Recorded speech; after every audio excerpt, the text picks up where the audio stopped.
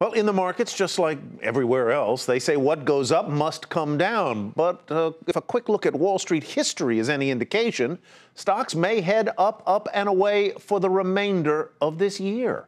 Dominic Chu explains.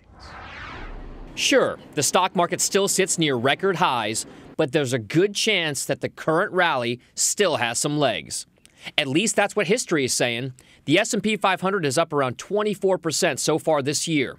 There are only 4 other times over the last 50 years that the index has been up by at least 20% in just the first 10 months of the year. In 1975, the S&P was up 30% through October.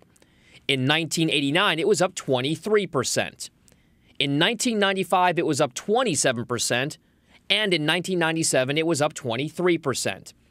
In each one of those other instances, stocks tacked on gains to end the year.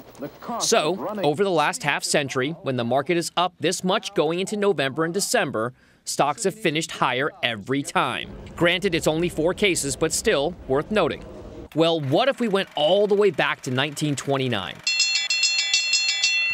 We get 12 of those instances. 11 out of those 12 times, stocks finished flat to higher to end the year. What was the average gain in the last 2 months?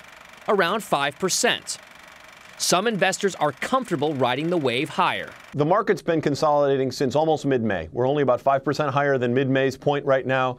It's not as extended as people make it seem to be. I think we're probably going to go higher. But there are still skeptics who are looking for at least a shorter-term pullback for stocks. When, everything is too good to be true, or when everybody's buying, it's time to step back and say, do I really want to be the last one in? The bulls appear firmly in control and the numbers support their case, but it may pay to be just a little cautious heading towards year-end. For Nightly Business Report, I'm Dominic Chu.